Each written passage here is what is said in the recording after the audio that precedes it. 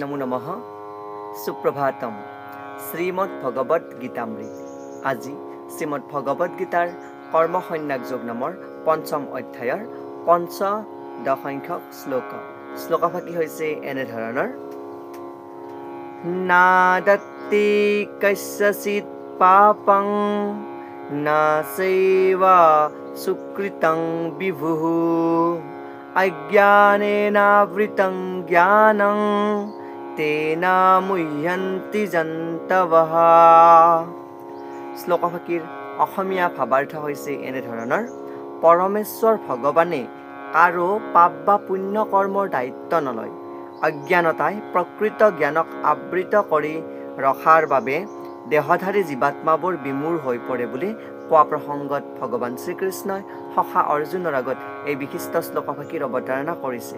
শ্লোকভাগীৰ তাৎপৰ্য সম্পৰ্কে এনেধৰণৰ বিভু এই সংস্কৃত শব্দটোৱে পৰমেশ্বৰক বুজায়। পৰমেশ্বৰ হ'ল অপৰিসীম জ্ঞান, ঐশ্বৰ্য, শক্তি, যশস্যা, সৌন্দৰ্য আৰু বৈৰাগ্য ভাৱৰ অধিকাৰী। তেওঁ সদায়ে নিজক লৈয়ে সন্তুষ্ট। পাপকৰ্ম বা পুণ্যকৰ্মৰ এটাও তেওঁক স্পৰ্শ কৰিব নোৱাৰে। যিকোনো এটা জীৱ কেতিয়া কি অৱস্থাত থাকিবলগীয়া হয় সেইটো সকলো ভগৱানে স্থিৰ নকৰে। অজ্ঞানতাৰ ফলত বিভ্ৰান্ত হৈ জীৱই নিজেই জীৱনৰ একোটা বিশেষ অৱস্থাৰ বাবে বাসন কৰে। ফলত জীৱই নতুন নতুন কৰ্ম কৰি নতুন নতুন ফল ভোগ কৰাৰ ধাৰাবাহিকতাত সোমাই পৰে।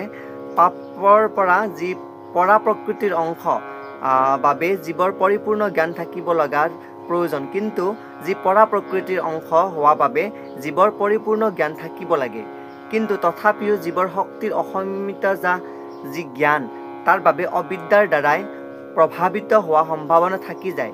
ভগৱান সৰ্বশক্তিমান বুলি ইয়াত কোৱা হৈছে, কিন্তু জীৱ সৰ্বশক্তিমান নহয়। ভগৱান বিভু বা সৰ্বজ্ঞানী, কিন্তু জীৱ হ'ল অণু অৰ্থাৎ অণুৰ দৰে সীমিত। জীৱ যিহেতু এটা চৈতন্য আত্মাস্বৰূপ, সেইবাবে নিজে কিবা এটা বিচৰাৰ স্বতন্ত্ৰতা থাকে। তেনে বাসনা পূৰণ কৰাৰ ক্ষমতা কেৱল সৰ্বশক্তিমান ভগৱানৰহে থাকে।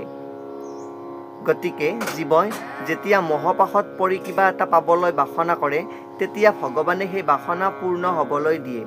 কিন্তু নিজৰ বাসনাৰ ফলত জীৱই যি এটা পৰিস্থিতিত পৰে তাৰ ক্ৰিয়াৰ দ্বাৰাই ভগৱানে কোনো তেওঁৰ দায়িত্ব নলয়। ভ্ৰমৰ বশত পৰি বাসনাৰ অনুসৰি জীৱই যি এটা পাৰ্থিৱ দেহা লাভ কৰে তাকে নিজৰ আত্মাৰ সৈতে অভিন্ন বুলি ভাবি লয়, আৰু ফলত সেই দেহত উৎপন্ন হোৱা খন্তেকীয়া দুখ সুখবিলাক ভোগ কৰিবলৈ লয়। পৰমাত্মা ৰূপে ভগৱানৰ কিন্তু জীৱৰ নিত্য সহচৰ। গতিকে মানুহে ওচৰত থকা ফুল এপাহৰ গোন্ধটো আপোনা আপুনি জানিব পৰাৰ দৰে পৰমেশ্বৰে জীৱনৰ বাসনাৰ বিষয়ে জানিব পাৰে।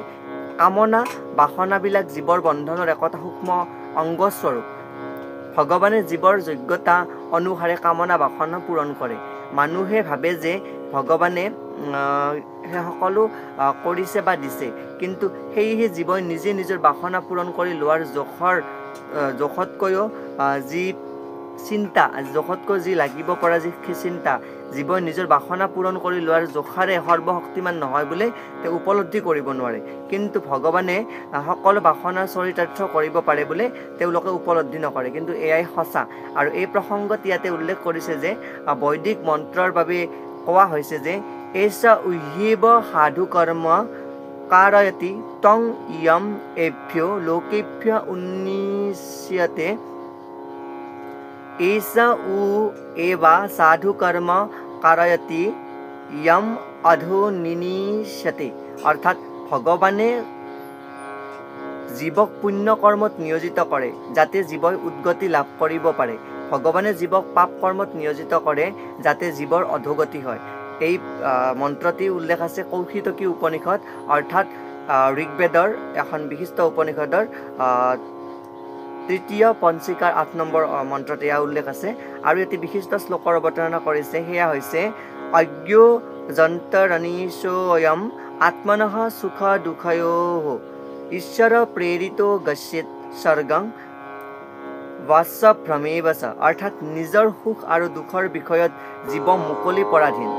ভগৱানৰ ইচ্ছা অনুসাৰে বায়ুৱে চলাই নিয়া মেঘৰ দৰে জীৱ স্বৰ্গলোকো পাব পাৰে নাইবা নৰলোকো পাব পাৰে বুলি ইয়াতে উল্লেখ কৰিছে। গতিকে জীৱই যে অনাদি কালৰ পৰা কৃষ্ণ ভাৱনা ত্যাগ কৰি চলিবৰ বাবে বাসনা কৰি আহিছে, তাৰ ফলত নিজৰ বিভ্ৰান্তি ঘটে। তাৰ ফলত যদিও মূলতঃ জীৱ সৎ চিত আৰু আনন্দ স্বৰূপ, তথাপিও নিজৰ ক্ষুদ্ৰতাৰ বাবে ভগৱানৰ নিত্য দাস স্বৰূপে ভগৱানৰ লগত নিজৰ এটা সম্বন্ধ আছে তাৰ কথা পাহৰি গৈ অবিদ্যাৰ বন্ধনত সোমাই পৰে। আৰু এই অবিদ্যা বা অজ্ঞানতাৰ প্ৰভাৱত পৰিয়েই জীৱই এই বুলি দাবী কৰে যে জীৱ সংসাৰৰ বন্ধনৰ বাবে ভগৱানেই দায়ী। বেদান্ত সূত্ৰত উল্লেখ কৰিছে যে এই কথা সমৰ্থন কৰিছে যে বৈষম্য নিগৃহ্যে ন সাপেক্ষত্বত তথা হি দৰ্শয়তি, অৰ্থাৎ ভগৱানৰ কাৰো প্ৰতি পক্ষপাতিতাও নাই, দ্বেষো নাই, যদিও দেখাতহে তেনে ভাৱ থকা যেন লাগে। অৰ্থাৎ আমি ভাবোঁ যে আমাৰ এই যি দুখ কষ্ট হৈছে সকলো আমাৰ ভগৱান দায়ী বা তেওঁ এই কৰ্মবন্ধনত আমাক সোমাই দিছে, সেয়া আচলতে নহয়। আমি তেওঁৰ স্বৰূপটো উপলব্ধি কৰিব নোৱাৰাৰ বাবেহে আমি এই বন্ধন পাশত সোমাই পৰোঁ। এই শ্লোকভাগীৰ সৰল গুঢ়াৰ্থ। ধন্যবাদ।